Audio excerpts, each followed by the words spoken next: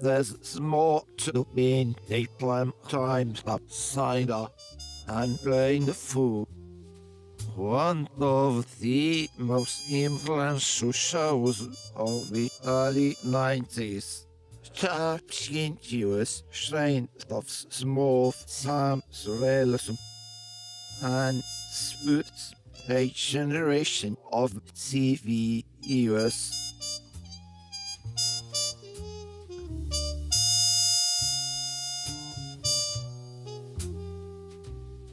Mark Frost and I got together and would have coffees. I think we started at Dupar's on Ventura Boulevard. And somewhere along the line, this idea came of this kind of setting in a small town in northwestern United States of America. Twin Peaks, this town, has a mood. It's near the woods. It's a small town bunch, so there's people in a diner, people at a gas station, people in school. They're all normal, but just like when you get to know people, you discover many, many, many peculiarities.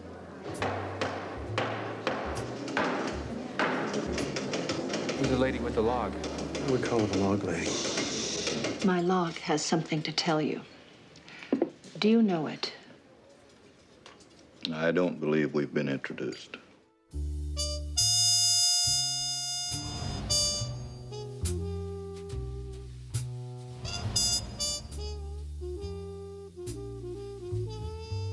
Creating these people and this world that just, first blush went, that's just insanity.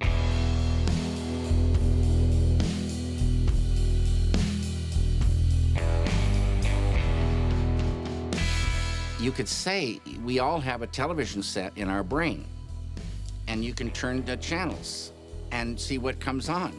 It's just there. There it is. It's not as crystal clear as the story, finally, when it's finished, but it's like that, so much like that. David Lynch's use of Americana, that disparity between the dark underbelly, between our expectation of what that world is like and what it's really like, There are murders in small town. People have been killing teenagers and jealous wives and drug use and all of that behind that Norman Rockwell painting forever, and he just zeroed in on that. In my dream, Sarah Palmer has a vision of her daughter's killer. Deputy Hawk sketched his picture. I got a phone call from a one-armed man named Mike. The killer's name was Bob. Mike and Bobby? No, it's a different Mike and a different Bob. They lived above a convenience store. They had a tattoo, fire, walk with me. Twin Peaks is a constant frame of reference in writers' rooms. You will constantly hear people bring it up. What? The feeling of it was just like, you felt it viscerally.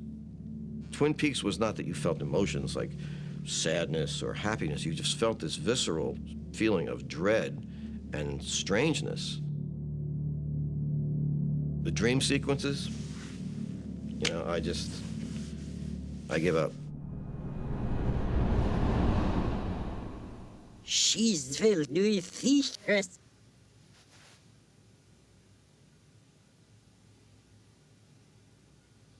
Where we from? The birds sing a freshly song. I bowed down to that. I could not believe those dreams. They just seemed like real dreams. Nightmares. And we did a lot of dream sequences on The Sopranos, but we never got close to that. Twin Peaks showed that outsiderdom could be fuel for drama as well as comedy. It's so heartening that Twin Peaks is now considered a classic, because it's one of those shows that is so strange. You wouldn't have thought audiences would be able to swallow, surrealism in primetime television, and they did, and they loved it.